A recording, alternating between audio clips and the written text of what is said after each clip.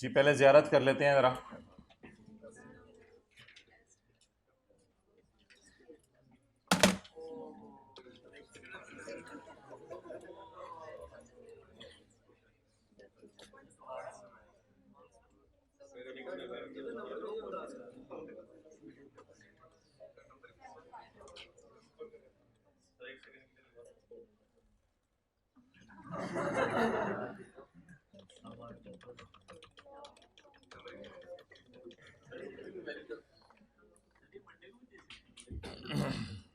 बेहतर है दे दें आज,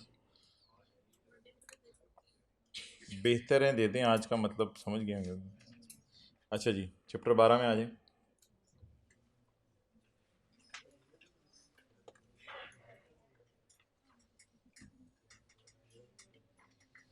पेज 248।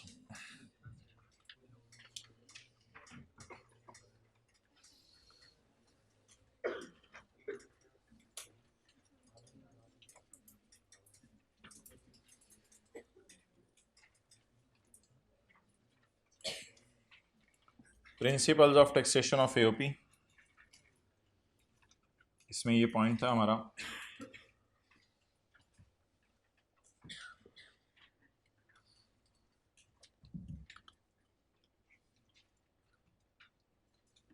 हिम्मत कैसे वैसे होती है छुट्टी करने की, ये आप लोग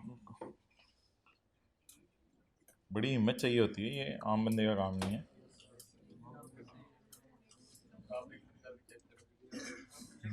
चेक चेक करें।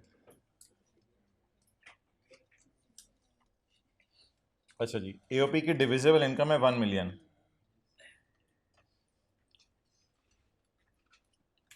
इसके 3 पार्टनर हैं, ए बी और सी, मुझे पढ़ा लेने दें।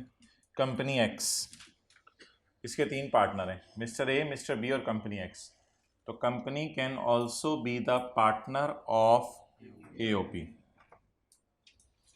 अब इसका मिसाल के तौर पे प्रॉफिट शेयर है 70%, इसका है 20% और इसका है 10%। अब सवाल ये राइज होता है कि एओपी को पार्टनरशिप फर्म से कितना मिलेगा। 1 मिलियन का 10%, 1 लाख, ऐसे ही हो गया। तो 1 लाख एओपी को मिलेगा किससे, सॉरी कंपनी को मिलेगा किससे, एओपी से। तो 1 लाख कंपनी को मिलेगा एओपी से। इस 1 लाख पर, नहीं ये सेल वाला नहीं है, ये प्रॉफिट वाला है। इस 1 लाख पर कंपनी 29% टैक्स देगी अपने एतबार से। ये चीज़ हमारे सिलेबस में न्यूमेरिकली नहीं है, लेकिन थ्योरी की हद तक ज़रा हम पढ़ रहे हैं। अगर कभी कोई एओपी हो जिसके पार्टनर भी हों, तो उन पार्टनर्स में कंपनी हो, तो एओपी के पार्टनर्स में अगर कोई एक कंपनी हो तो कंपनी का हिस्सा अलग कर लिया जाएगा और कंपनी किस पे टैक्स देगी, 29% पे। बाकी जो 9 लाख बचा हुआ है वो ए और बी में तकसीम कर दिया जाएगा। वो हम तकसीम करना इंशाल्लाह सीखेंगे किसी दिन न्यूमेरिकल में, वो ए और बी में तकसीम कर दिया जाएगा। फिलहाल सिर्फ वो ये बात करें, कंपनी का हिस्सा कंपनी को देके फारग कर दिया जाएगा और कंपनी इस हिस्से पे कितने % टैक्स देगी, 29%। ये 29% टैक्स रेट हमने पढ़ा था चैप्टर नंबर 4 के अंदर, नोट कर लें। तो किस पार्टनर को हिस्सा देके फारिग कर दें, कंपनी को। जिन लोगों ने होंठ नहीं हिलाए जरा हिलाएं, कंपनी, मेहरबानी। चलें नोट करें।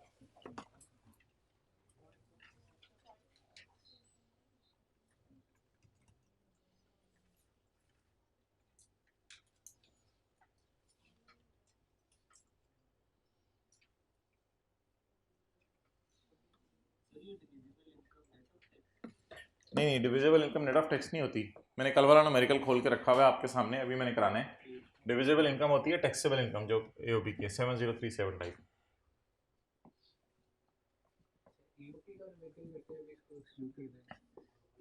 जी उसी को हम करेंगे इंशाल्लाह, ये किसी एक न्यूमेरिकल में। इस तरह ज़बानी नहीं बात समझ आएगी। जी समीउल्लाह, एनएक्स सेट हो गई, ठीक है। वो वाइट वाली किधर गई कैप, क्या रूम में, इतना याद कैसे रहते हैं। अच्छा अच्छा मोहतरम, अब अगली चीज़ की तरफ मूव करें। इसको अंग्रेजी में ज़रा पढ़ लें फिक्रे को।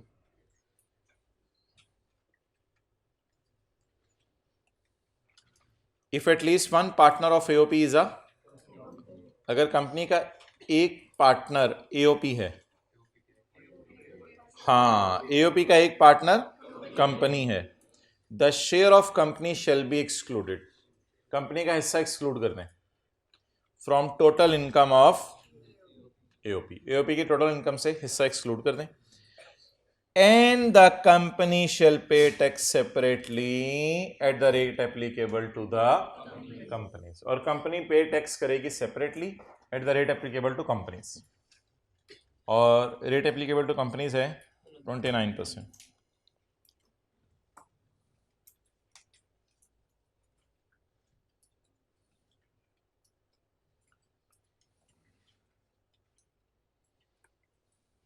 नीचे बॉक्स है, इसमें 0.1 काट दें, आगे हमारा कवर हो जाएगा, 0.3 भी आगे कवर हो जाएगा।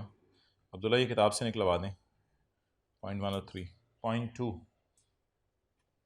अब्दुल्ला 0.1 और 3 किताब से निकलवा दें और बैठ जाएं। 0.2 responsibility for filing return, it will be the partners, जो पार्टनर्स हैं उनकी जिम्मेदारी है रिटर्न की सबमिशन, रिटर्न जमा कराना पार्टनर्स की जिम्मेदारी है, जिसने रिटर्न फाइल करनी है। फाइल किस दिन करनी होती है? 30 सितंबर को। ये 0.4 है, ये देखेंगे कभी। ओके, अगले सफ़े पे आ जाएं।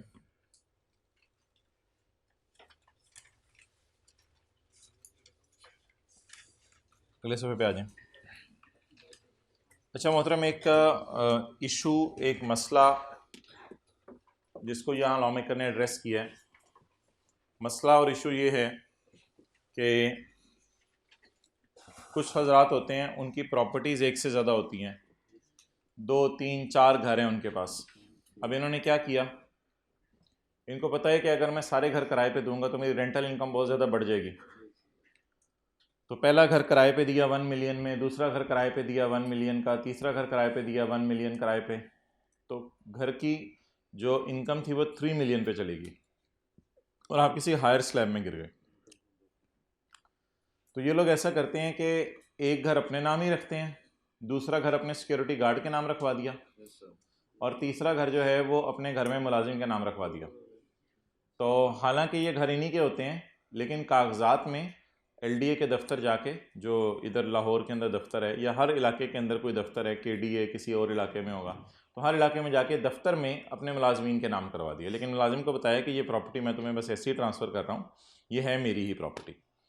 इस प्रैक्टिस को डिस्करेज करने के लिए लॉ मेकर ने कहा कि अगर हम साबित कर दें आके आपको कि ये आपका तो चपड़ासी इतना कमा ही नहीं सकता था जितना उसके प्रॉपर्टीज़ हैं, तो फिर टैक्स आपको ही देना पड़ेगा उस प्रॉपर्टी इनकम पे।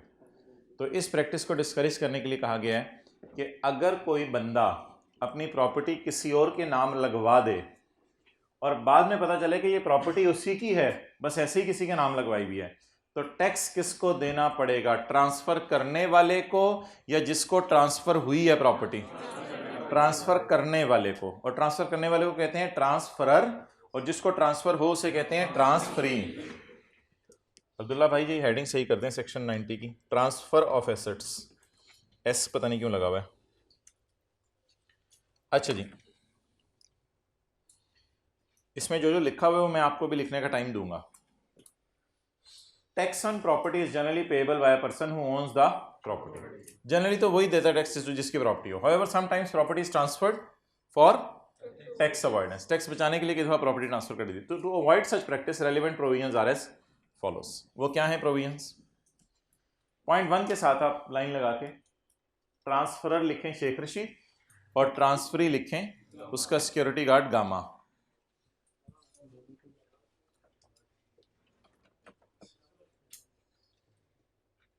गामा उर्दू में लिखिएगा, गाफ अलिफ मीम अलिफ।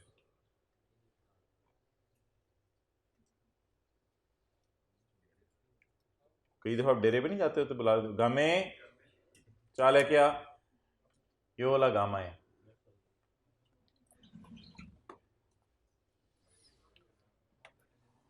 ओके,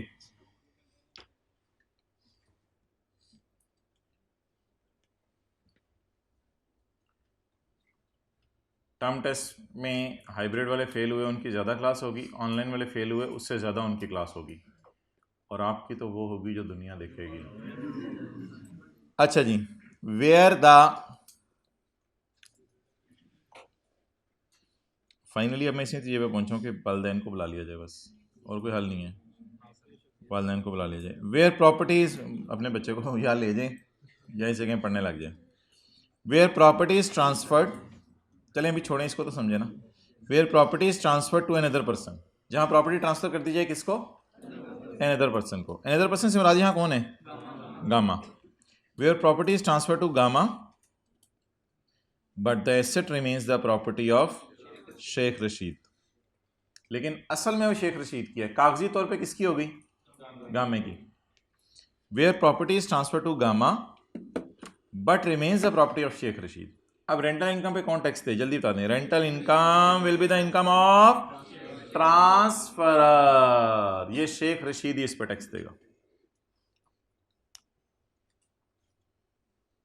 पॉइंट नंबर 2 को छोड़ें,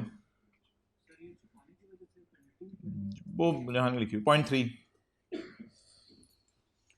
अच्छा ये कई दफ़ा ऐसा होता है कि कोई साहब जो है, देख ही नहीं देते मेरी तरफ, कई दफ़ा ऐसा होता है कोई साहब ऐसा करते हैं कि अपनी कोई जायदाद अपनी बीवी और बच्चे के नाम लगवा देते हैं ताकि अपनी इनकम पे अलग टैक्स दें, बीवी की इनकम पे अलग टैक्स दें। वो तो सीरियल नंबर कम हो जाएगा फिर।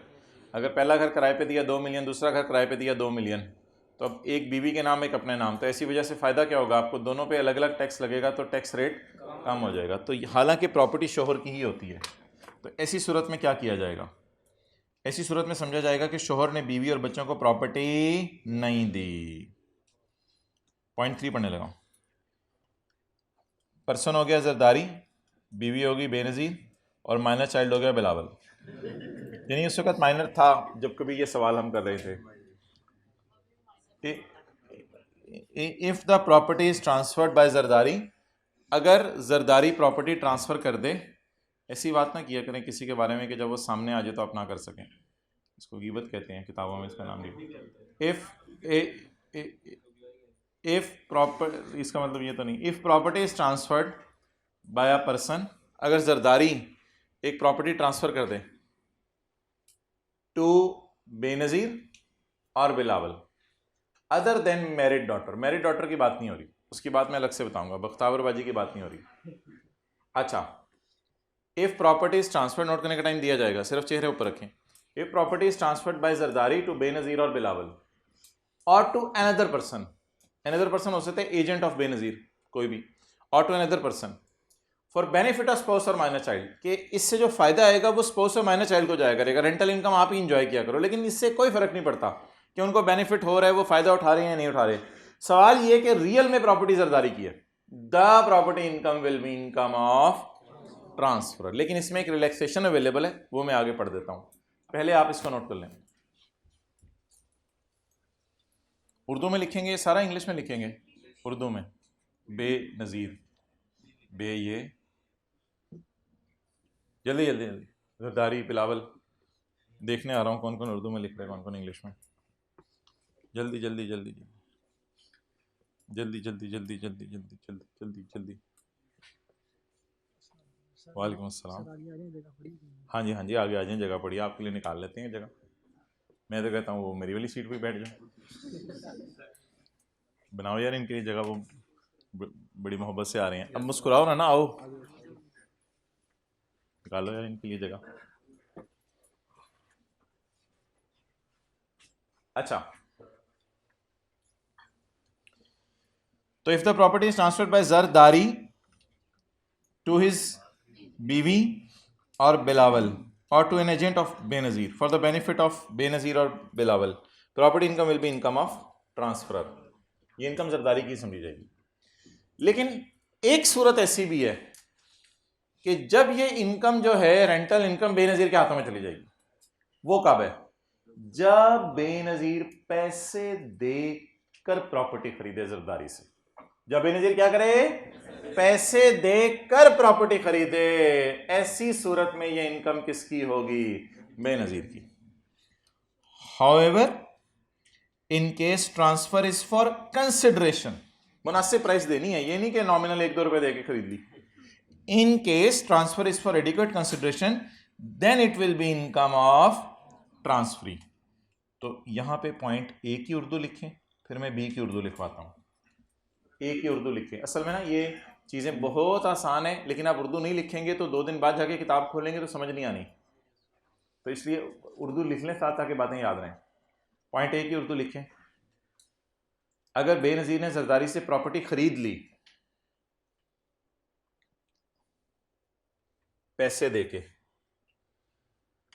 अगर बेनज़ीर ने जरदारी से प्रॉपर्टी खरीद ली पैसे देके, तो फिर रेंटल इनकम बेनज़ीर की है।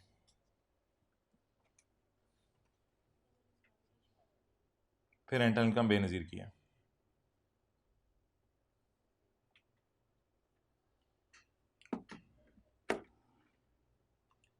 अगर बेनज़ीर ने जरदारी से प्रॉपर्टी खरीद ली पैसे देके, तो फिर रेंटल इनकम बेनज़ीर की है। नेक्स्ट,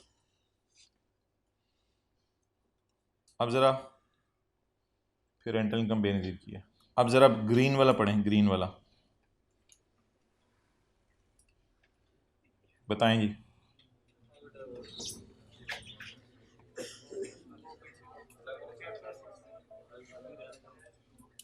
इसका कुछ ऐसे बनेगा, मैं उर्दू बाद में लिखवाता हूँ।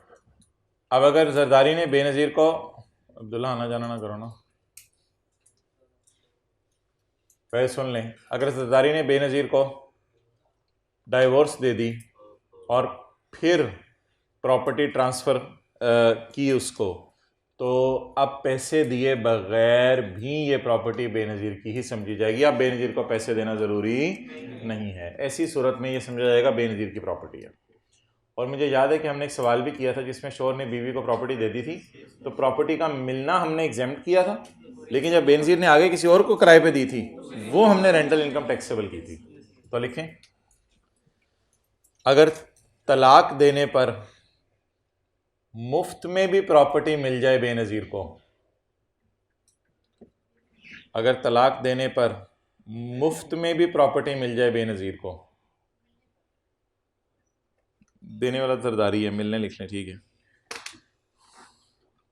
अगर तलाक मिलने पर मुफ्त में भी प्रॉपर्टी मिल जाए बेनज़ीर को,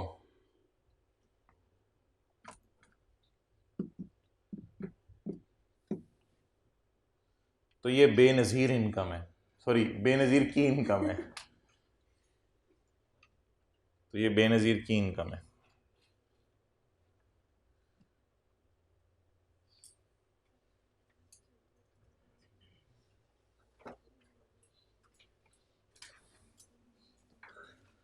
ओके, लेकिन यहां पर एक छोटा सा कॉन्सेप्ट और है। पॉइंट ए के साथ 4, पॉइंट ए के साथ जुड़ा हुआ है, इधर देखना पड़ेगा इसके लिए। पॉइंट ए के साथ 4 जुड़ा हुआ है। वो क्या पॉइंट है? एडिक्वेट कंसिडरेशन के ऊपर थोड़ी सी डिस्कशन है। अगर जरदारी बेनज़ीर को कहे, आप ज़रा साइड पे आइएगा इधर, आप ना ये पैसे पकड़ लें मेरे से, ये पैसे मेरे से पकड़ लें, और जरदारी पैसे दे दे उसको और फिर कहे अब इन पैसों से तुम खरीद लो मेरी प्रॉपर्टी, तो क्या ये फिर प्राइस बेनज़ीर ने अपनी पॉकेट मनी से पे की है या जरदारी ने इसको पैसे दिए थे? अब सोच के बता दें, ये प्रॉपर्टी स्टिल किसकी रहेगी? जरदारी की रहेगी। तो ये थोड़ी सी एक गेम है जो लोग करते हैं, वो जरा समझने की कोशिश करें।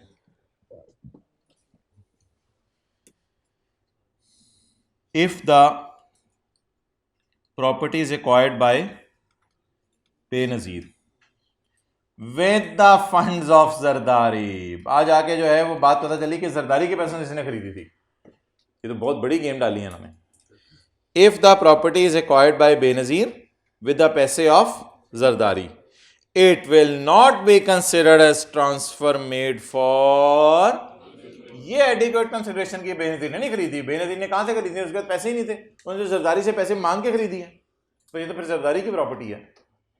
इसके कॉन्सिक्वेंसेस क्या होंगे मैंने नीचे लिख दिए हैं, वो नोट कर लें। कॉन्सिक्वेंसेस क्या होंगे? Now it is still property of transferor. इसके कॉन्सिक्वेंसेस लिखें, यहां से लिखना शुरू करें, यहां से। Now it is still property of transferor. ये स्टिल जरदारी की प्रॉपर्टी है।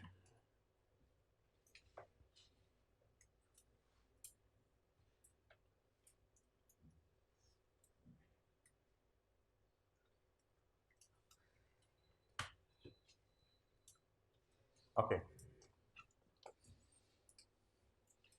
अगली जो बात है वो बिल्कुल हटके है, जो हेडिंग दी हुई है .4 उससे भी हटके है बात अगली।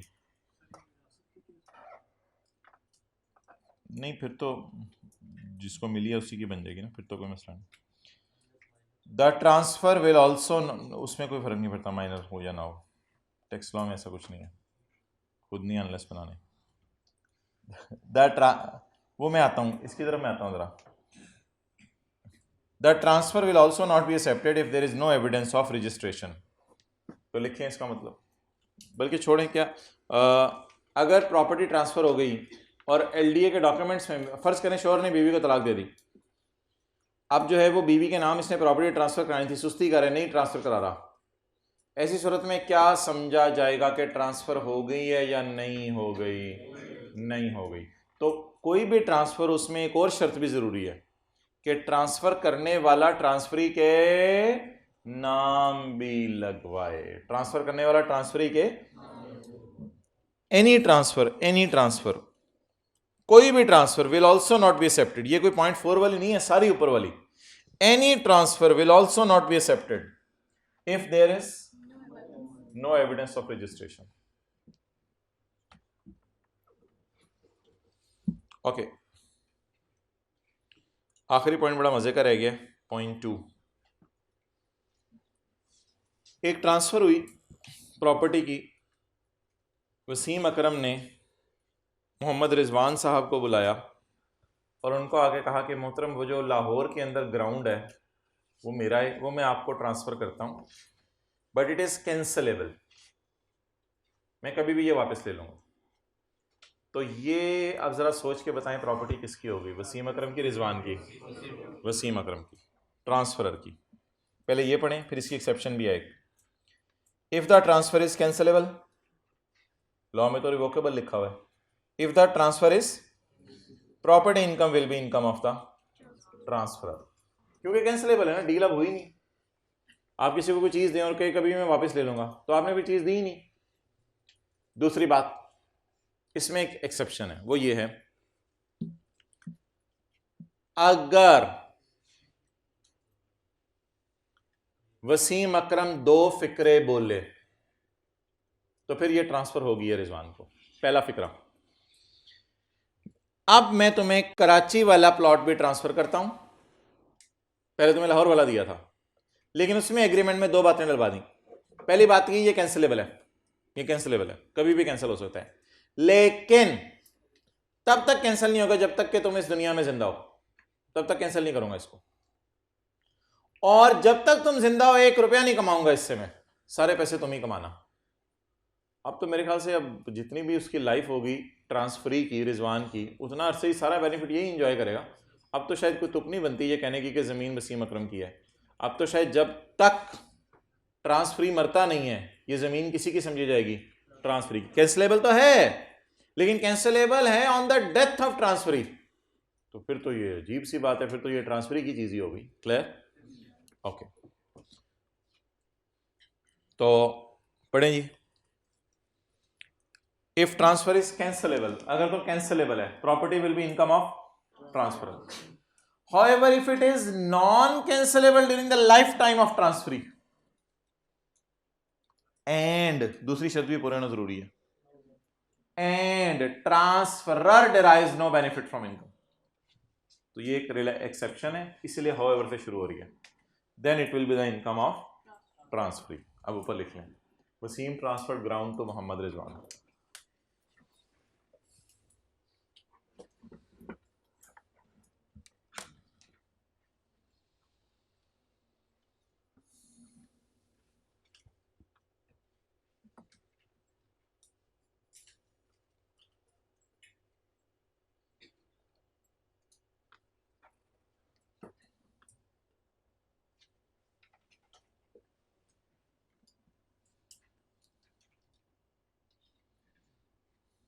अच्छा रिवाइज करें,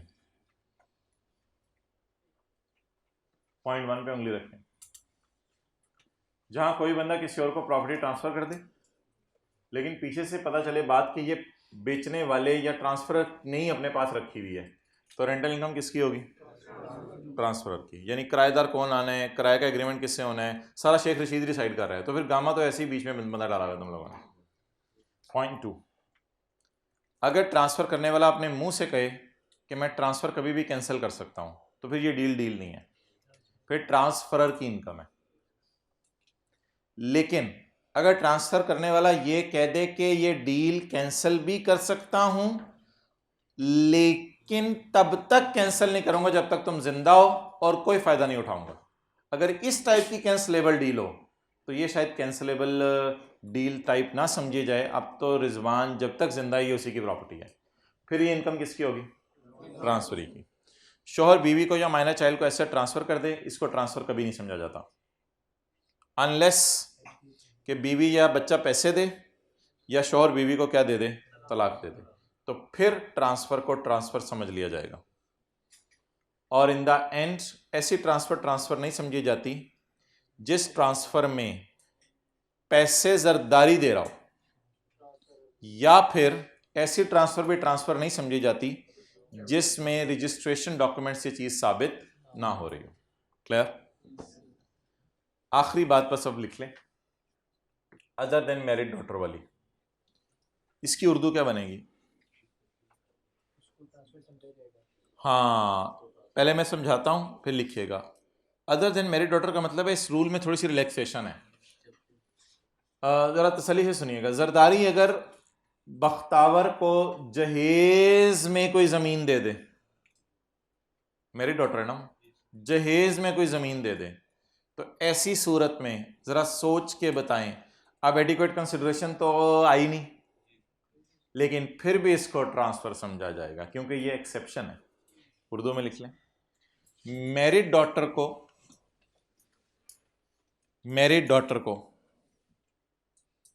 अगर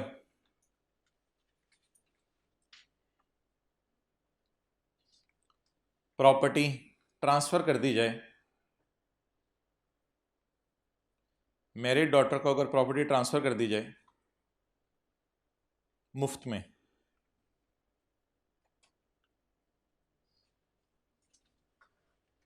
तो फिर भी ये मैरिड डॉटर की ही प्रॉपर्टी है,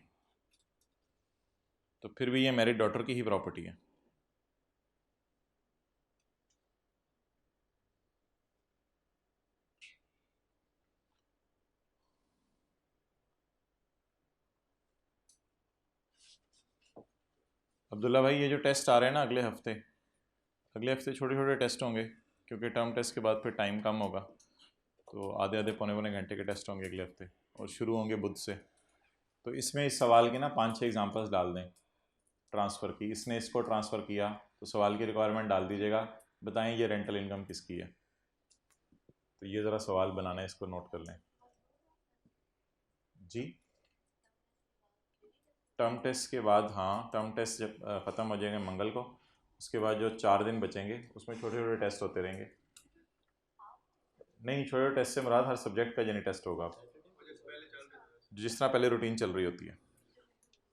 change in constitution of AOP, क्योंकि हमारा बिजनेस का चैप्टर टेस्ट नहीं हुआ, एओपी का चैप्टर टेस्ट होगा अगले टेस्ट में। कल से तो सेल्स टैक्स शुरू हो जाना है, कल से तो छुट्टी की वैसे ही गुंजाइश नहीं। जी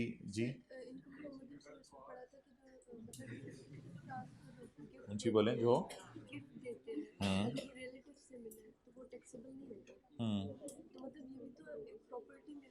हाँ तो बस ठीक है, इसको हम टैक्सेबल तो नहीं करेंगे, बस सवाल ये है कि अब बाद में इस प्रॉपर्टी से अगर किराया आएगा तो वो किसका है। इस चैप्टर ने ये सवाल उठाया है, इस चैप्टर ये नहीं सवाल उठाया कि मिलने को क्या करना है, इसने कि मिल के आगे किराया आना किसके पास जाएगा।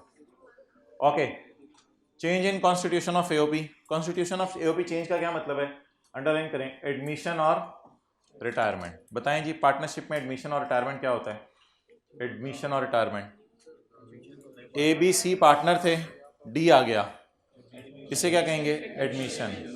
जब डी आया तो ए नाराज होके फू करके चला गया, मैं जा रहा हूँ छोड़कर। ये क्या होगी? रिटायरमेंट। इसे क्या कहते हैं? Change in. अच्छा, अब इसमें ये बता दें कि प्रॉफिट जो पार्टनर नया आया है उसे पूरे साल का दिया जाएगा या जितने महीने वो पार्टनर रहा? बस ये लिखा हुआ पढ़ लें।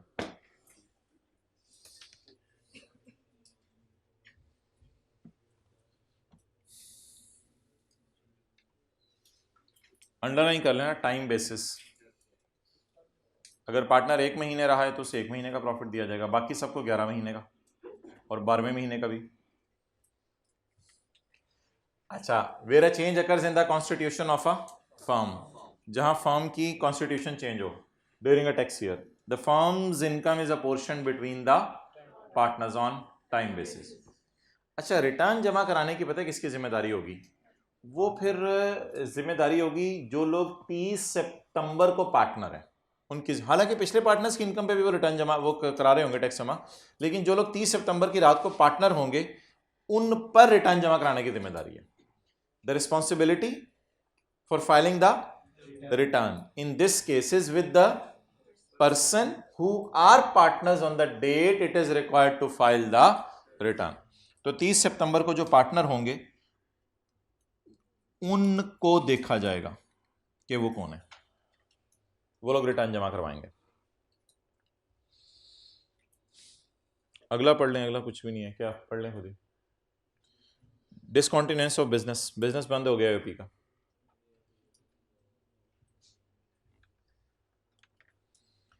वेयर एन यूपी डिसॉल्व्स और डिसकॉन्टिन्यूएंस बिजनेस, जहां यूपी अपना बिजनेस बंद कर दें, it's tax is recoverable from any person who was a partner in the firm। Is tax is recoverable from any person who was a partner in the firm at the time of dissolution, at the time of dissolution। Clear?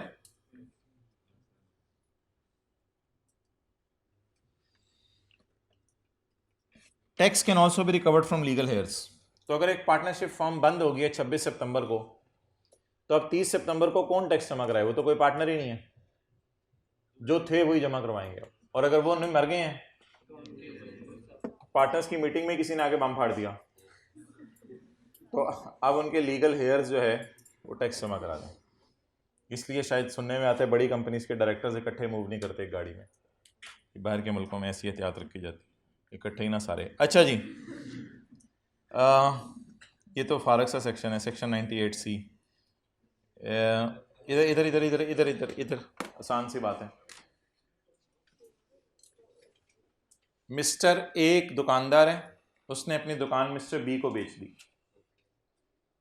तो mister A का नाम पुराना दुकानदार, B का नाम नया दुकानदार, ए का मुश्किल सा नाम प्रीडिसेसर, ये प्रेडिसेसर पता नहीं, और बी का नाम सक्सेसर। अच्छा, ए के ऊपर क्या जिम्मेदारी है कि 2010 का टैक्स भी जमा करवाए और 2011 के नवंबर तक का टैक्स जमा कराए, क्योंकि दिसंबर, जनवरी, फरवरी, मार्च, अप्रैल, मई, जून नया बंदा आ गया हुआ है। और बी पे क्या जिम्मेदारी है कि ग्रीन लाइन वाला टैक्स जमा कराए, नवंबर से बाद वाला, बस ये बात है। और इसको कहते हैं डेट ऑफ सक्सेशन। चलें जी, ये था एओपी का चैप्टर।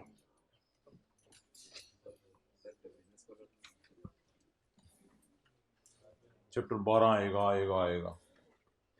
नदामत के आंसू आज बहाने हैं हमने, यहीं बैठ के बहाने हैं, घर में जाके पूछेगा कौन किस बारे में रिलैक्सेशन, किस बारे में रिलैक्सेशन। अच्छा, मुझे ये बताओ, मुझे ये बताओ कि टर्न ओवर की डेफिनेशन याद है?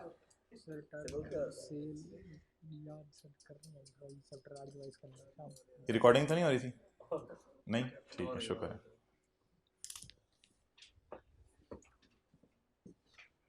याद करनी है। नहीं, ये ऐसे एक फियर सा होता है, जब आपने याद करने बैठो और फिर आखिरी दिनों में याद करो तो याद आना शुरू हो जाती है, फिर एकदम पेपर से पहले फियर आता है, सब भूल गए, उधर बैठे सब निकलना शुरू हो जाता है। अजीब, ये ऐसी फियर सा होता है, जो मेहनत कर रहे हैं उसी चीज़ें याद रहती हैं, ये ऐसी बोंगी हैं, या ऐसे चैप्टर देखते हैं तो लगता है कुछ भी नहीं पढ़ा हुआ। ये ऐसी अजीब सी बात है। अगर हम मेहनत कर रहे हैं, साथ साथ याद कर रहे हैं, तो पेपर में भी याद आएगा, ऐसी बात नहीं कि याद नहीं आएगा। अनलेस कोई ऐसा गुनाह हो जाए कि पिछले सारी वॉश कर दें अल्लाह, वो फिर इसलिए अल्लाह को नाराज़ ना किया करें। ये पक्की ठक्की बात किताबों में लिखी है, नज़रों की हिफाजत का मेमोरी से डायरेक्ट लिंक है। ओके,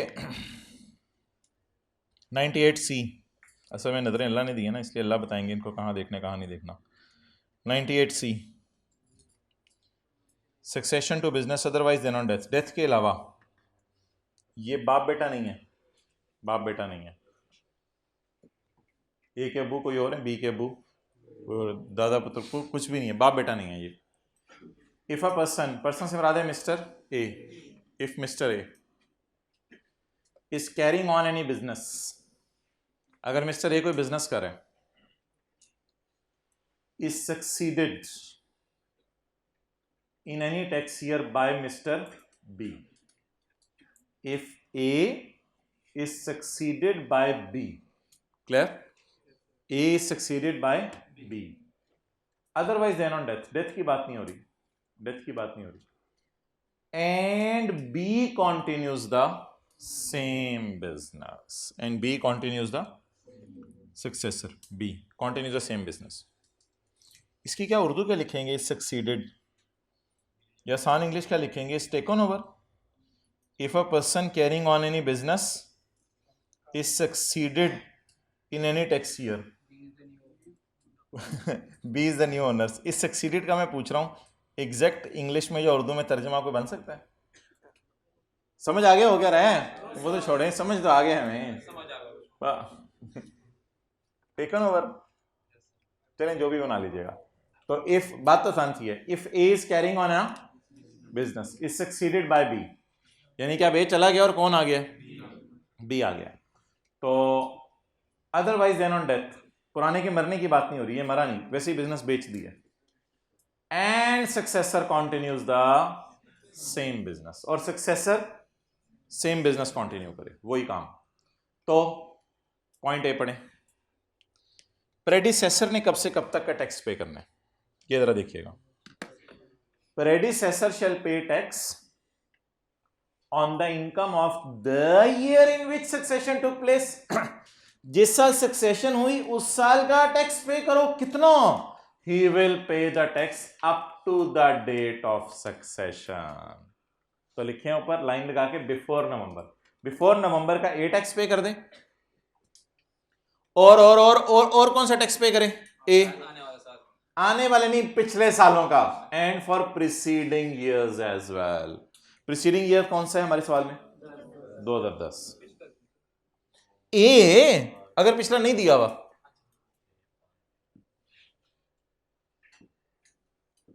और फिर आगे बी के लिए क्या लिखा होगा, B shall pay the tax for the tax year after the date of, तो before the date of succession किसने देने, ए ने, ऑब्वियस सी बात है, और after the date of succession B ने। अच्छा जी, 2 और 3 पढ़ लें। और ये जो मैं मिटा रहा हूं इसको इग्नोर करके हाथ खड़ा करके मुझे 2 और 3 का तर्जुमा बता दें।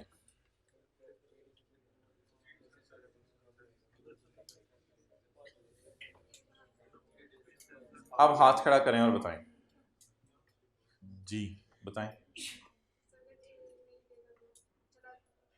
तो ठीक है, आगे क्या लिखा हुआ है 3 में, 3 में एक मिनट ना बताने दें, 3 में क्या लिखा हुआ है, जी वेल डन, बस यही मतलब है। Point 2, where predecessor cannot be found, where predecessor cannot be found. भाई फरमा रहे हैं कि यहां पे प्रेडिसेसर ने अपनी प्रॉपर्टी बेची और लंदन भाग गया, where predecessor cannot be found in Chichu की Malian, the tax will be paid by Successor will pay the tax for the year up to the date of succession and for preceding year as well. अब successor पे yellow पट्टी का burden भी डाल दिया। Yellow पट्टी का, पट्टी नहीं, पट्टी, पट्टी नहीं, पट्टी, येलो रिबन, येलो रिबन, बिस्मिल्लाह। सक्सेसर पे येलो रिबन का बर्डन भी डाल दिया, हालांकि सक्सेसर पहले किसका बर्डन बर्दाश्त करे, ग्रीन रिबन का, अब उस पे येलो रिबन का बर्डन भी डाल दिया। Clear? Successor will be entitled to recover it from, successor बाद में इस टैक्स को किससे रिकवर कर लेगा? लंदन जाएगा और जाके गिच्ची से पकड़ेगा और गिच्ची से पकड़ेगा, पुत्र चल टैक्स निकाल।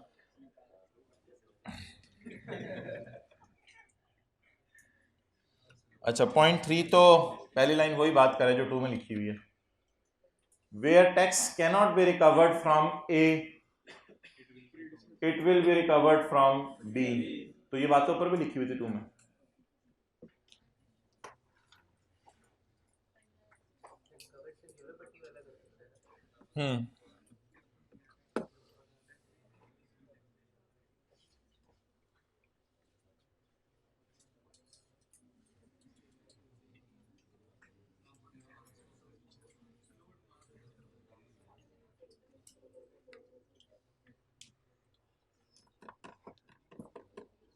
ओके जी, क्या क्या कह रहे हैं? अच्छा, यार इतनी नजरें चेक कराओ यार, क्लास के बाद आना। एक रिक्वेस्ट है, जिन हॉस्पिटल मैंने आपको लेके जाना, आई स्पेशलिस्ट के पास। यार नहीं यार, अजीब बंदा है। ओके,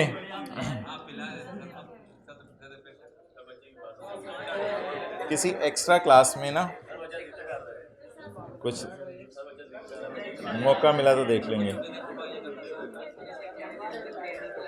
ये चीज़ें प्री प्लान होती हैं।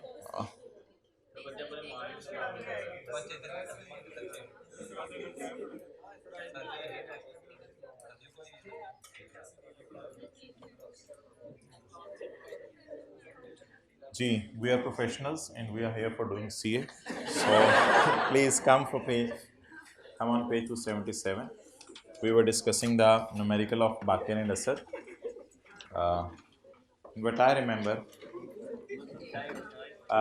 we have solved the numerical of AOP. Now it's the time to solve the numerical of Baqir. Okay. So you might remember that in last class we opened up a working here, and that working started from divisible income. Divisible income.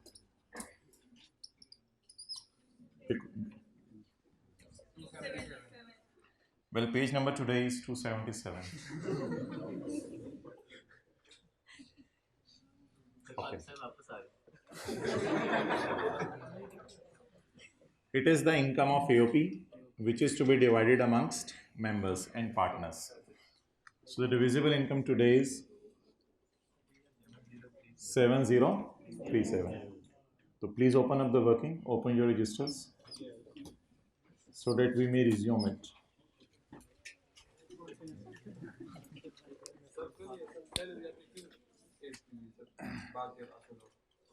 He is asking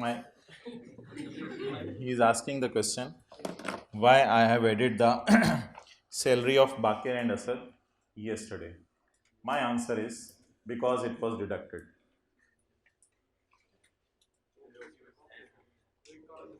I hope I have answered you. While arriving at profit, the partner salary is included in business के खर्चे। Partner की salary कहाँ शामिल होगी थी? Business के खर्चों में।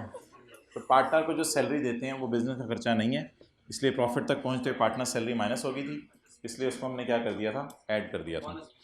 अच्छा जी, आज पार्टनर को हुई जो मर्जी पेमेंट है, सैलरी है या बोनस है, आज हमने मोस्ट इंपॉर्टेंट वर्किंग सीखनी है एओपी के न्यूमेरिकल की।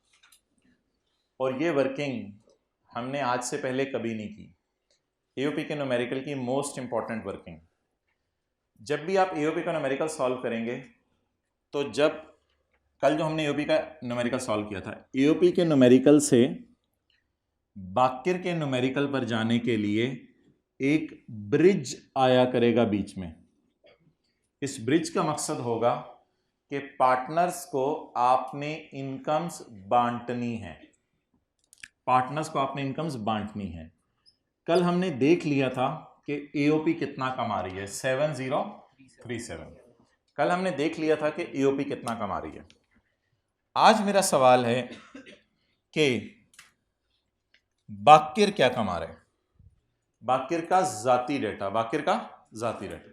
लेकिन इसको भी इग्नोर करें, पहले जरा देख लेते हैं कि बाकिर और असद को पार्टनरशिप फर्म से मिला कितना। 3/5 बाकिर को और 2/5 असद को। अभी नोट नहीं करना, 3/5 और 2/5। ये हमने किया था कल की क्लास में भी और परसों की क्लास में भी, जब हम ए और बी का न्यूमेरिकल सॉल्व कर रहे थे। लेकिन आज हम ये नहीं करेंगे, बल्कि इसको एक प्रॉपर तरीके से बांटेंगे। प्रॉपर तरीका क्या होगा बांटने का, इसके बांटने के लिए एक वर्किंग ओपन करेंगे, और जब मैं ये वर्किंग आपको नोट करने का टाइम दूंगा, तो आपने उसी तरतीब से वर्किंग नोट करनी है जिस तरतीब से मैं नोट कर रहा हूं। This is like a brief case. ये 7037 में ब्रीफ केस है जिसमें पैसे पड़े हुए हैं 7037। इस 7037 को आपने बांटना है between Baqir and Asad. So this is total.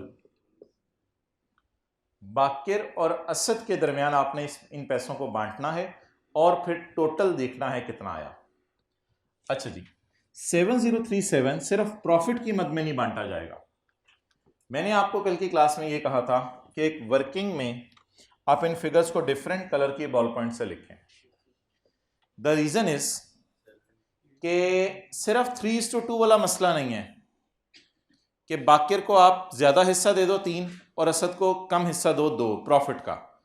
बाकिर का यह भी कहना है कि मैं दुकान पे ज्यादा बैठ रहा हूं तो मुझे मेरे काम की तनख्वाह दो।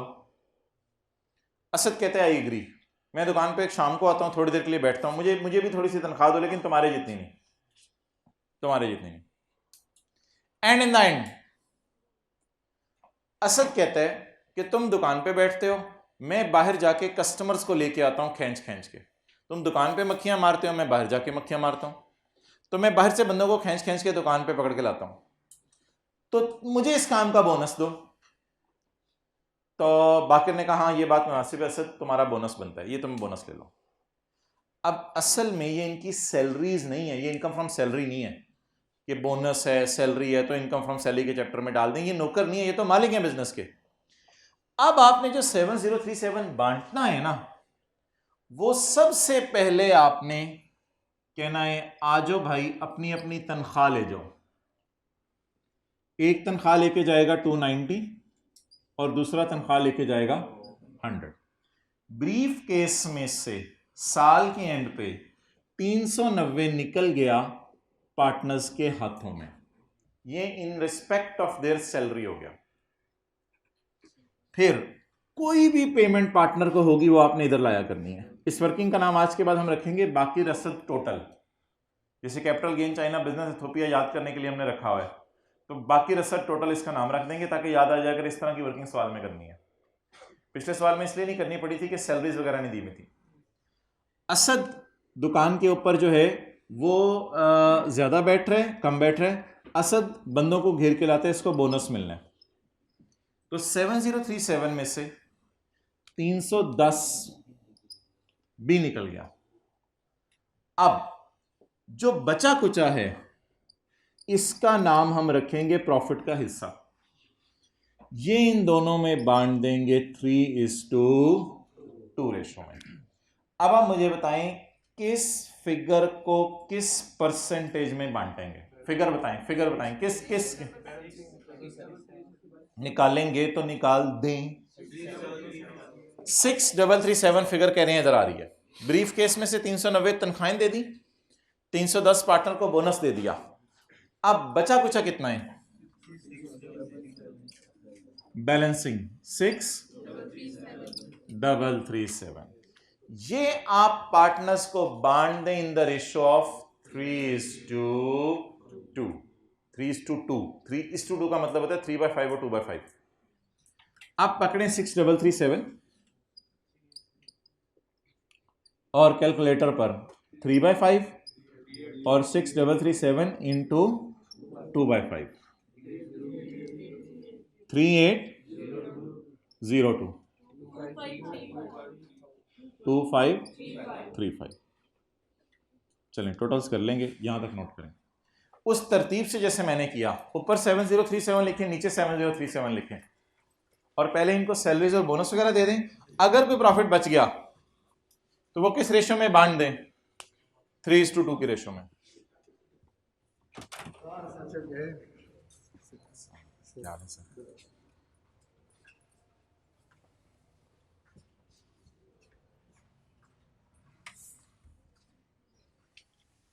टर्म टेस्ट कितने लोगों ने देने आज? 1 2 3। मंडे को कितने लोगों ने देने? अच्छा, किसने दोनों दफा हाथ नहीं खड़ा किया?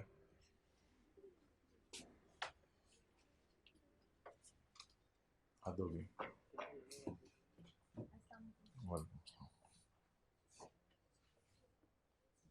मैंने क्या पहले 7037 लिखना था, आप लोग पहले सैलरी लिख रहे हैं। हर क्लास में यही हो रहा है, पिछली क्लास वाले ने भी यही किया था।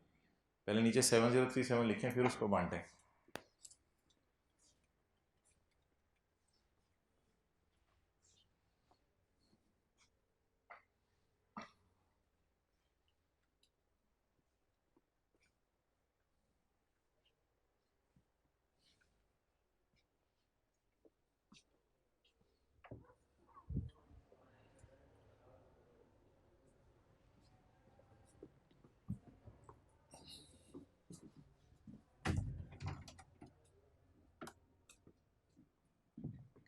देखना यार, एंड पे तो 7037 लिख रहे हैं, इसका मतलब ऐसा लग रहा है कि जैसे आपने इन फिगर्स का टोटल करके ये निकाला है।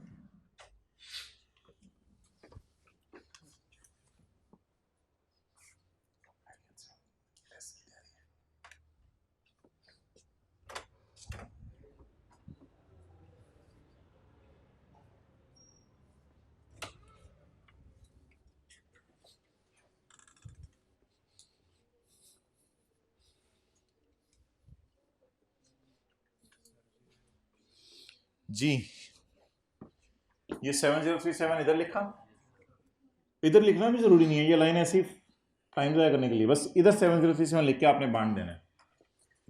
Salaries, bonus, commission, interest on capital, जो भी पेमेंट है पार्टनर को, वो आप लोगों ने यहां लिख देनी है। आप बता दें बाकी का टोटल हिस्सा। 2945।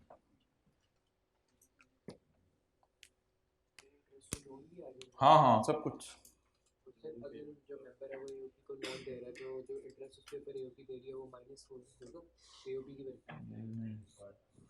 वो एओपी के अपने बिजनेस के न्यूमेरिकल में प्रॉफिट तक पहुंचते उन्होंने खुद ही माइनस कर लिया होगा, उसको हम ऐड कर देंगे, वो बिजनेस का खर्चा नहीं है, गेन पार्टनर को पेमेंट है। ओके चलें जी, अब हम इस काबिल हो गए हैं कि बाकिर का सवाल शुरू करें।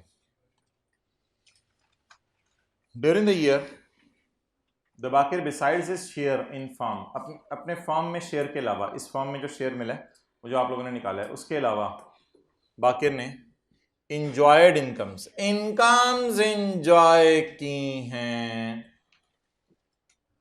धूप में बैठ के, एंड सस्टेन्ड लॉसेस, और सर्दी में लॉसेस सस्टेन की हैं, from the sources given below. Income from other source उसको आई है 25 लाख, ये इसकी जाती है। ये क्या है अगली लाइन?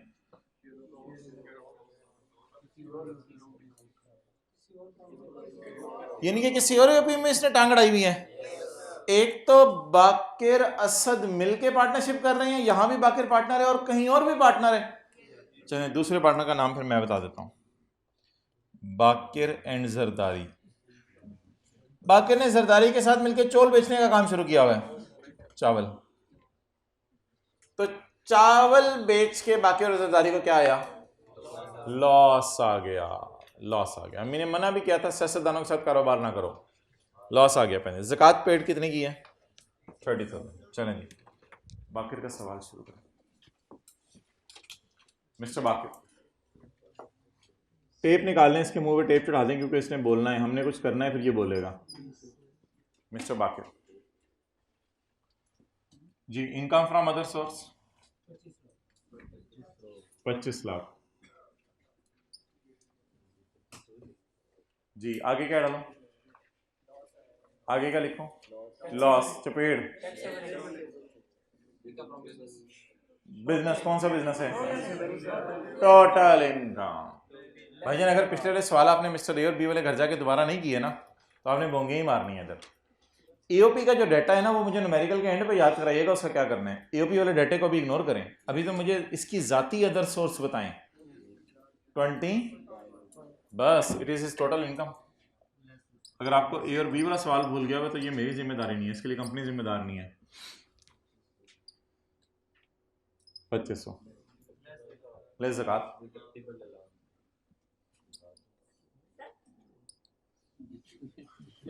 ठहरो, ये तो 2-4 दिन बाद ना होता है। ज़कात घर वाले खुश रहते हैं। 30, बच्चे भी खुश रहेंगे। 30 जी। टैक्सेबल इनकम, घर में मुंह बसोर के बैठे होते हैं या मुस्कुरा रहे होते हैं? जी 2470। कोई गम हो तो अपने अंदर ही अंदर उसको दफन कर देते हैं या घर वालों को भी बता रहे होते हैं? अच्छा 2470 टैक्सेबल इनकम आ गई।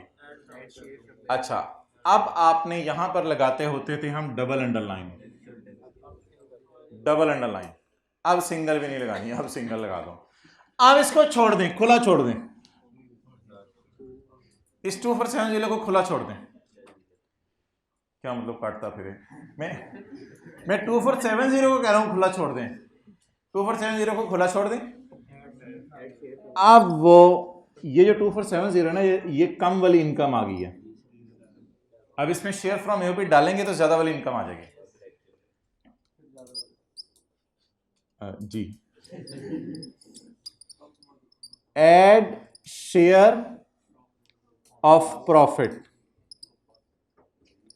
From over AOP. ओवर में इसलिए कह रहा हूं कि इस एओपी से हमें उनसे हो गया, कल से इसका सवाल सॉल्व कर रहे हैं।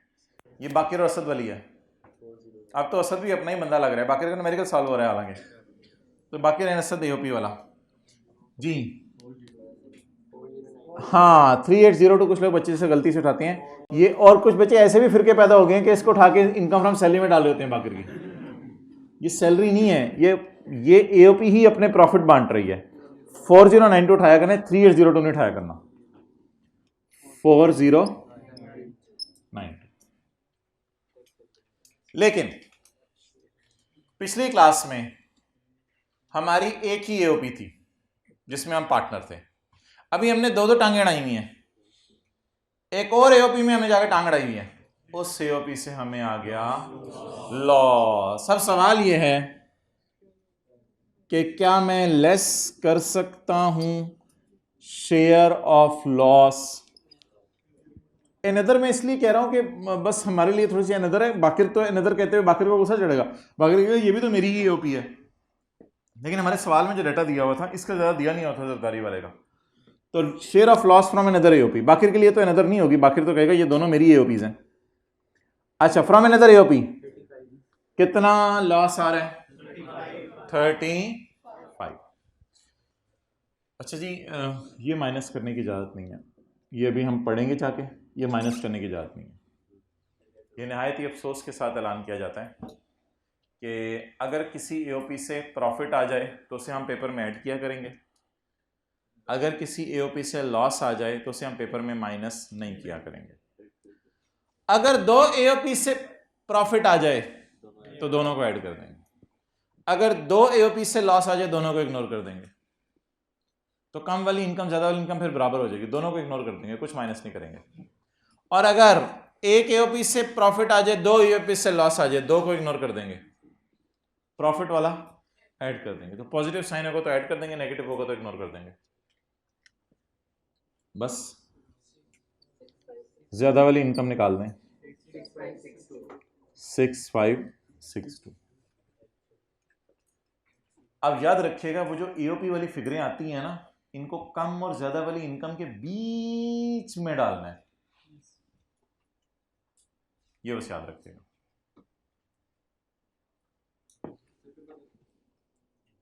ये जो ईओपी का डाटा जितना भी होगा ना, वो पार्टनर के न्यूमेरिकल में कम और ज्यादा वाली इनकम के बीच में डालना है। अब टैक्सेबल इनकम दोबारा निकालें। मैंने आपको बताया था पार्टनर की टैक्सेबल इनकम 2 दफा निकला करेगी, टैक्सेबल इनकम। अच्छा, वैसे कुछ किताबों में इसका नाम लिखा हुआ है रेट पर्पस के लिए, ऐसा किया है रेट बढ़ाने के लिए, तो नाम लिख सकते हैं इस टैक्सेबल इनकम का अलग से, फॉर रेट पर्पस, ज्यादा वाली का। आप बता दें ज्यादा वाली का टैक्स निकाल के अंदर रखें या बाहर रखें? अंदर रखें, और फिर कम वाली का टैक्स निकालें, क्योंकि where a partner is a partner in an AOP this amount is exempt from tax. यही कल पढ़ा था। टैक्स निकालें, फिर थोड़ी देर बाद एक्चुअल टैक्स निकालें। यहां टैक्स के भी दो नाम है, टैक्स और एक्चुअल टैक्स। 6562 पे लगाएं 75%। 6562 पे लगाएं 75%। अपने ही मुंह पे थप्पड़ मारा यार, हमें क्या करूं। 6562 पे लगाएं 75%। सैलरी 0 है तो सैलरी कम टू टेबल 1, तो सैलरी कम टू टेबल 1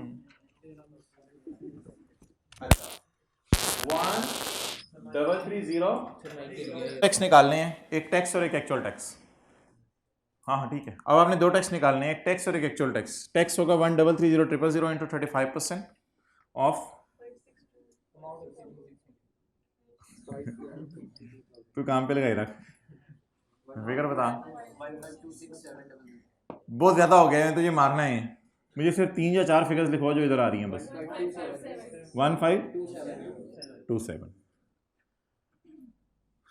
अब ज्यादा वाली इनकम पे ज्यादा वाला टैक्स आ गया, अब हम कम वाली इनकम पे कम वाला टैक्स निकालेंगे।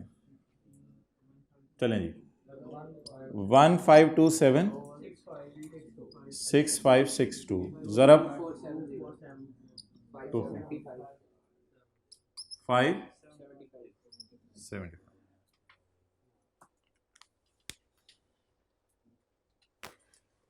ये मोहतरम बाकिर साहब हुकूमत के ख़जाने में जमा करा के आएंगे।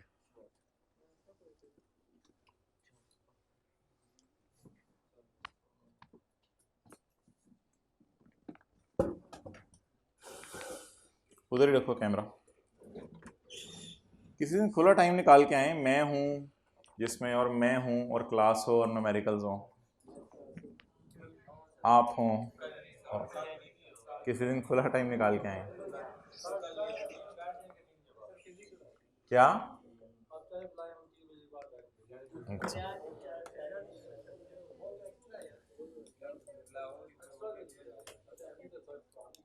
ईशा के बाद कैसे है वैसे खुला टाइम?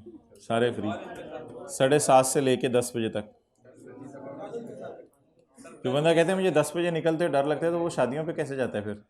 तो मेरी जॉब भी 10 बजे बंद होते हैं। तो ये जो लेम एक्सक्यूजेज हैं, सीए फाइनल में तो आपकी फारिग हो जाएगी ना, सीए फाइनल की तो क्लास ही 10 बजे ख़त्म होती है, 10 PM पे। अच्छा चलें, तो रात को अगर क्लासें रख लें जाए तो परेशान तो नहीं होंगे? घर वाले मना तो नहीं करेंगे? या तो फिर वादा कीजिएगा ज़िंदगी भर किसी शादी पे नहीं जाएंगे, तो फिर तो मैं आपको अलाउ कर दूंगा। और अगर आप कहीं नहीं, हम उसके लिए कुछ ना कुछ कर ही लिया करेंगे, तो फिर अपने फ्यूचर के लिए भी कुछ कर सकते हैं आप। अच्छा जी, किस किस का न्यूमेरिकल सॉल्व करना था? अंडर द प्रोविजंस ऑफ खालाजी का ordinance 2001 and rules made by खालूजी, compute the taxable income and net tax payable by AOP and Baqir. Assume tax वालों की एंड अकाउंटिंग वालों की डिविजन ओन्ड एसेट्स की बराबर है। हालांकि वो डिफरेंट होती है, लेकिन कहते हैं ज्यूम कर लो बराबर है, इसलिए अकाउंटिंग एक्सपेंशन उल्टा के टैक्स एक्सपेंशन माइनस करने की जरूरत नहीं थी। कहते हैं तुम्हारा न्यूमेरिकल शुरू होना चाहिए 5800 से, तो ठीक है, कल हमने 5800 से न्यूमेरिकल शुरू किया था, तुम्हारा न्यूमेरिकल शुरू होना चाहिए 5800 से। Show all relevant exemptions exclusion disallowance, जिन चीज़ों को तुम इग्नोर करो उसको डैश डाल के लिखो, जैसे हमने इसको फ्रेट को डैश डाल के लिखा था, इनको इग्नोर करो उसे डैश डाल के लिखो, ये इस लाइन का मतलब होता है। ओके, इस लाइन को जो भी हमने पढ़ी है यानी -35 माइनस क्यों नहीं किया, इसको ज़रा लॉ में पढ़ लें जाके। 35 का लॉस था ना किसी और यूपी सा, इसको माइनस क्यों नहीं किया, इसको ज़रा जाके पढ़ लें। कंट्रोल होम का बटन दबाएं ताकि आप चैप्टर के पहले सफ़े पे आ जाएं।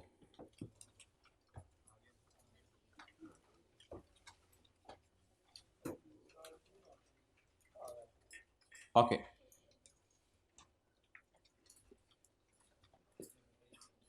(59A) A partner of an AOP cannot minus the loss of AOP against his income. The partner of AOP cannot minus the loss of AOP against his income. तो लिखें, बाकिर 35,000 अपनी इनकम में से माइनस नहीं कर सकता, हमने नहीं किया। प्लीज 4A की उर्दू लिखें, बाकिर 35,000 अपनी इनकम में से माइनस नहीं कर सकता।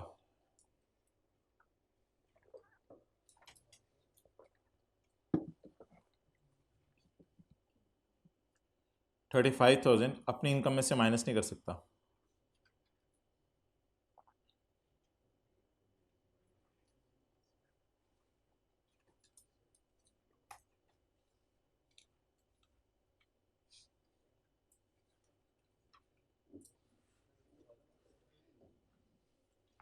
Okay, next. अब ये अगली बात है, इसको लॉसेस के चैप्टर में हमने पढ़ना है, लेकिन ट्राई कर लेते हैं, थोड़ी बहुत ही समझ आ ही जाएगी। वो क्या है, अब इस 35,000 का बनेगा क्या, ये असल में 2016 का लॉस है एओपी का। किसका लॉस है, एओपी का। किस साल का, 2016 का। कौन सी वाली एओपी का लॉस है, बाकी ने नसरत वाली एओपी में लॉस आया या हमारे तो प्रॉफिट्स हैं, हमारे तो प्रॉफिट्स हैं। ये कौन सी वाली एओपी का लॉस है, अनदर एओपी वाला। अब इस फिगर का बनेगा क्या, असल में होगा ये कि एओपी को 2016 में आया है लॉस, तो एओपी जब अपना न्यूमेरिकल सॉल्व करेगी 17 का, एओपी उस अपने न्यूमेरिकल में एओपी अपना पिछले साल का लॉस माइनस कर लेगी। लॉसी के चैप्टर में पढ़ेंगे, शायद थोड़ी सी बात समझ आ गई हो, मैं रिपीट करता हूं। एओपी को इस साल क्या आया, 16 में क्या आया। मैंने एक चीज से आपको मना कर दिया कि 16 में आप पार्टनर के प्रॉफिट में से माइनस ना करें, यह बात खत्म होगी। अगली बात, 17 में एओपी अपना लॉस अपने 17 के प्रॉफिट में से माइनस कर ले, क्योंकि 16 में एओपी को क्या आया था, लॉस आया था। तो इसको देख लें, समझ आ गया ठीक है, नहीं तो कोई मसला नहीं। ये चैप्टर 14 में पढ़ना है। In case of an AOP any loss of AOP shall be minus, shall be minus लिखें, shall be minus against the income of AOP, अपनी ही इनकम में से इसको माइनस करेगी। अगर ना पूछो ना तो लॉसी का चैप्टर तो आने दो, लॉसी का चैप्टर तो आने दो। ओके, इटसेल्फ आगे लिख लें, यहां पे इटसेल्फ अपनी इनकम में से खुद माइनस करें।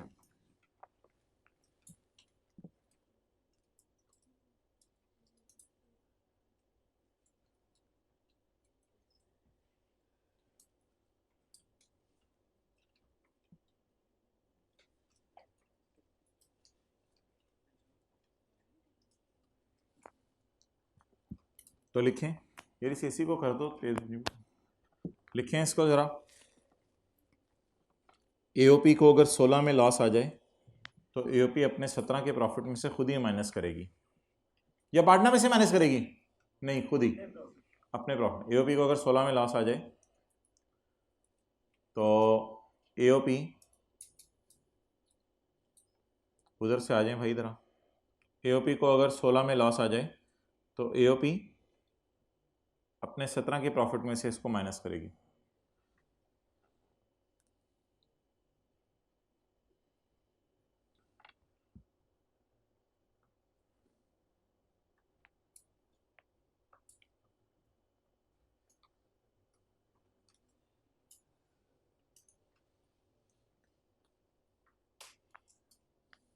चलें जी, टाइम ज़ाया करते हैं, छोटा सा सवाल नोट करें, इसको मुझे कर दें सॉल्व। 1 मिनट नोट करने में लगाइएगा और 1 मिनट सॉल्व करने में।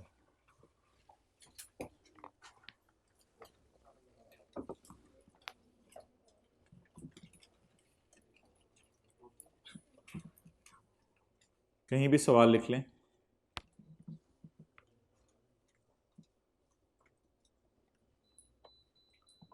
बिजनेस का चैप्टर मजे का था या सैलरी का?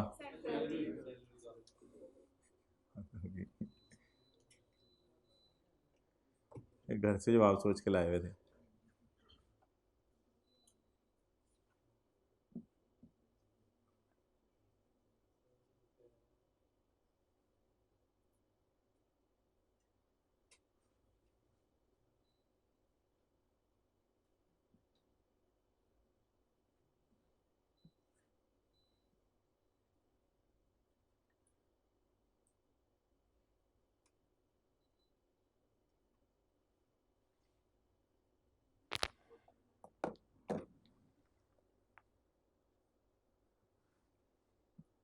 और भाई इस सवाल को अगर सॉल्व करने के लिए भी टाइम लेना ना आपने तो खुदा का खौफ करें। ये तो पहली क्लास में जो सवाल कराया था उसका भी कोई फारग वाला वर्जन है।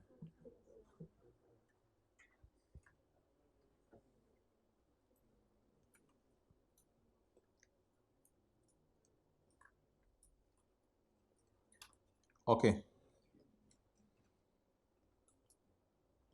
Answer income from business. Profit कितने? 32। बड़ी इंपॉर्टेंट डिस्कशन है। प्रॉफिट तक पहुंचते हुए अकाउंटिंग वाले ने 10 माइनस कर दिया, टैक्स वाले कहेंगे 10 उल्टा कर 7 माइनस कर दो।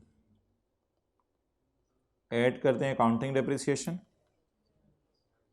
और माइनस करते हैं टैक्स वालों का डिप्रेशन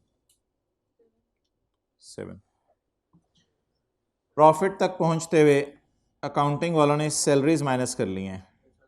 टैक्स वाले कहेंगे इसलिए माइनस करने की इजाज़त नहीं है कि नो टैक्सेस डिडक्टेड, तुमने इस पे टैक्स नहीं काटा, ये लिखा हुआ है नो टैक्सेस डिडक्टेड, तुम लोगों ने इस पे टैक्स नहीं काटा, तो सैलरी पे टैक्स नहीं कटा, इस वजह से ये माइनस करने की इजाज़त नहीं है। अब क्या करेंगे? उल्टा देंगे सैलरीज जी 5। हमने रिपेयर एक्सपेंस माइनस किया 3 का, टैक्स वाले कहेंगे तुमने अच्छा किया माइनस कर लिया, बस इग्नोर कर दें। जवाब क्या आ गया? 40। मैंने सवाल स्टार्ट कहाँ से किया था? प्रॉफिट से जी। मेरा अगला सवाल क्या होगा? सेल से स्टार्ट करें। ये क्या मतलब? आप लोगों ने पिछली क्लास ली है? आप लोगों को कैसे बताइए? चलें गुड। अब ज़रा स्टार्ट करें सेल से। आज पहली दफ़ा ज़रा ट्राई करें, सेल से स्टार्ट करके सवाल सॉल्व हो सकते हैं। चलें 1 मिनट दे रहा हूँ मैं।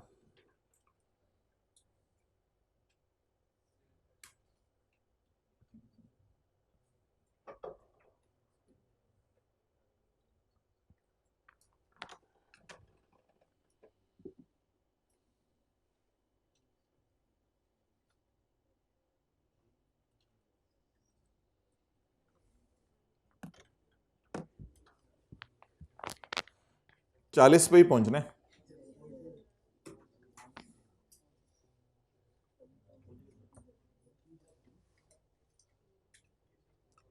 जी। जो हजरात पहुंच गए हैं 40 पे वो हाथ खड़ा कर दें, बाकी ज़रा टाइम ले लें, सोच लें।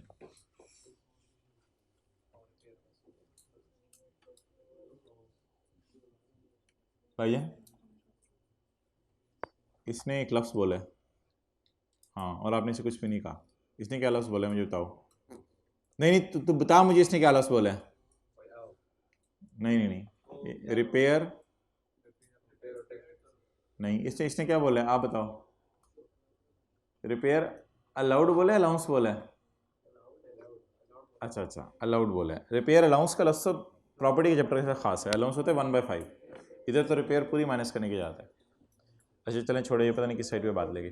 ओके अच्छा जी, अब हम न्यूमेरिकल किससे स्टार्ट करने लगे हैं? सेल से।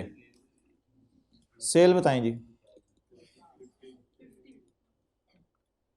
अब मेरे ख्याल से कुछ उल्टाना नहीं पड़ेगा, क्योंकि अब सेल तक पहुंचते हुए कुछ हुआ ही नहीं सर, ऊपर पेज में मिलियन लिखा हुआ है, जान दे यार। सेल तक पहुंचते हुए कुछ हुआ ही नहीं, तो ये सवाल अगर आप फोकस करें तो ज्यादा आसान है। ये सवाल फोकस करें, ये बहुत ही आसान है, ये ओवर आसान नहीं आता जिसकी ओह ये ओह अच्छा।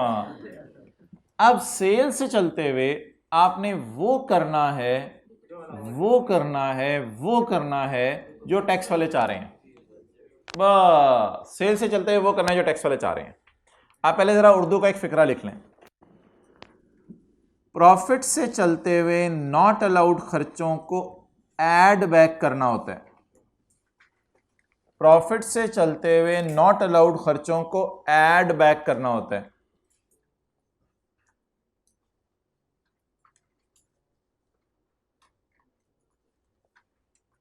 लेकिन सेल से चलते हुए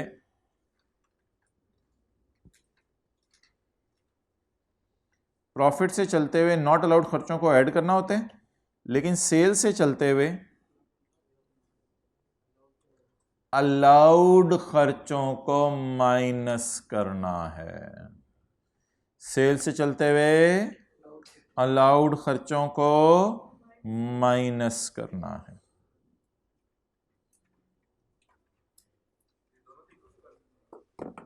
कौन सा न्यूमेरिकल किस तरीके से कब कैसे करेंगे, इसके लिए स्टे ट्यून्ड, क्लासों में आते रहिएगा। अच्छा, अब मोहतरम सेल से चलते हुए अलाउड खर्चे माइनस करने हैं। 10 रुपए की डिडक्शन नजर आ रही है। टैक्स वाले कहेंगे यार अब तो सिर्फ वो खर्चे माइनस करने जो माइनस करने की इजाजत है। टैक्स वाले कहेंगे यार 10 रहने दो, 50 से चल रहे हो 10 रहने दो। समझ लें ये P&L अकाउंटिंग वालों के, और ये प्रॉपर P&L हम टैक्स वालों का बनाने लगे हैं, ये P&L ही कंस्ट्रक्ट होने लगा है। तो सेल है 50, टैक्स वाले कहेंगे यार ये 10 रहने दो, ये वाला 7 माइनस कर लो, कर लेते हैं। टैक्स वालों की डिप्रिसिएशन कितनी, उल्टाने की क्यों नहीं जरूरत पड़ी, कुछ लेस ही नहीं हुआ था, उल्टाने की जरूरत नहीं पड़ी, बस सबको उठा दें। 10 रुपए की डिडक्शन आएगी, टैक्स वाले कहेंगे यार इसको छोड़ो, ये माइनस कर लो। जब हम 5 रुपए की सैलरीज पे करेंगे, टैक्स वाले कहेंगे यार जाने दो, इनको माइनस ना ही करो तो बेहतर है, क्योंकि सैलरी पे तो हमने टैक्स नहीं काटा। तो मैंने कहा है अलाउड को माइनस करना है, ये तो नॉट अलाउड है, इसको इग्नोर कर दें आप। अजीब अजीब सवाल है, नॉट अलाउड को इग्नोर कर रहे हैं आज। अच्छा नेक्स्ट, टैक्स वाले कहते हैं ये माइनस नहीं करना, तो ना करें, यहां सैलरीज लिख के डैश डालना छोड़ने पड़े, बस ना माइनस करें। रिपेयर माइनस की है 3 की, टैक्स वाले कहेंगे हाँ हाँ ये हमारी नज़र में भी होनी चाहिए, इसको कर दो माइनस, क्योंकि अब हम सेल से चल रहे हैं, सेल से चल रहे हैं। टैक्स वाले कहेंगे इसको माइनस करो। ये दोनों खर्चे मुझे बताएं जेन्युइन है जाली हैं, ये दोनों खर्चे 7 और 3 का जेन्युइन खर्चे है ना। 7 रुपए का टैक्स वालों की नज़र में भी जेन्युइन खर्चा है, और 3 रुपए वाला भी टैक्स वालों की नज़र में जेन्युइन खर्चा है। तो टैक्स वाले कौन से खर्चे माइनस करने देते हैं, जेन्युइन, वो उन्होंने करने दिए। तो आज आके आपको पता है पूरा दिन खोती सैर भी करती रहे, तो आके हमारे ही बाड़े में आएगी ना। तो आज आके खोती is back to 40 and that should be on 40। Abdullah remote line, that should be on 30, come here, okay. अब यार ये जो आपके चेहरों पे उदासी छा जाती है ना, ये नोट कर लिया आप लोगों ने।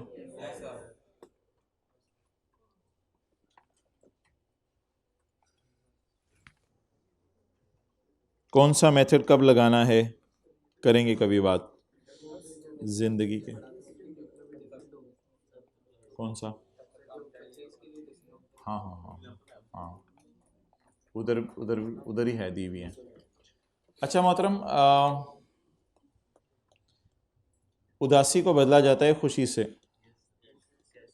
नहीं, ये टैक्स की क्लास हो रही है, इधर देखें। उदासी को बदला जाता है खुशी से। तो ये जो उदासी आपको छाई होगी ना घर में, इसको आपने खुशी से बदलना है। चैप्टर 18 खोल के, चैप्टर 18 में आपने आना है और पेज नंबर 383 पे ताहिर साहब हैं एक, वो भाई ताहिर साहब नहीं होते थे, भाई ताहिर साहब, इस तरह लोगों को बुलाया करें, भाई ताहिर साहब, भाई अब्दुल्ला साहब, भाई साइम साहब, इस तरह लोगों को बुलाया करें, ज़रा रिस्पेक्ट हो जाती है ना।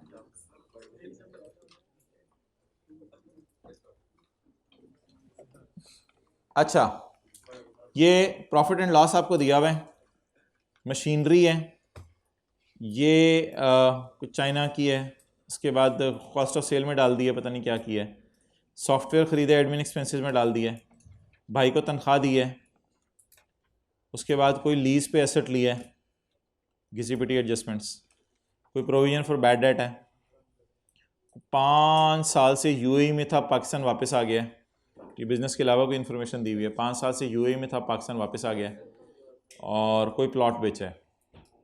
तो ये सवाल अब नहीं 18 नंबर का था, अब इस तरह का सवाल 10-11 नंबर का आता है आजकल। ये कोई सवाल है, तो ये कितनी देर में कर लेंगे? 10 से 12 मिनट, 10 से 12 मिनट ज़्यादा है, 10 से 12 मिनट में कंफर्टेबली हो जाना चाहिए। तो ये क्या है, कुछ भी नहीं है सवाल में, घिसी-पिटी एडजस्टमेंट्स हैं, लेकिन ट्राई कर लीजिएगा, अल्लाह करे पहली ट्राई में मैच कर जाए। जिनको पेज नंबर नज़र नहीं आ रहा, उनकी शान में सलाम करते हैं हम और क्लास ख़त्म करते हैं।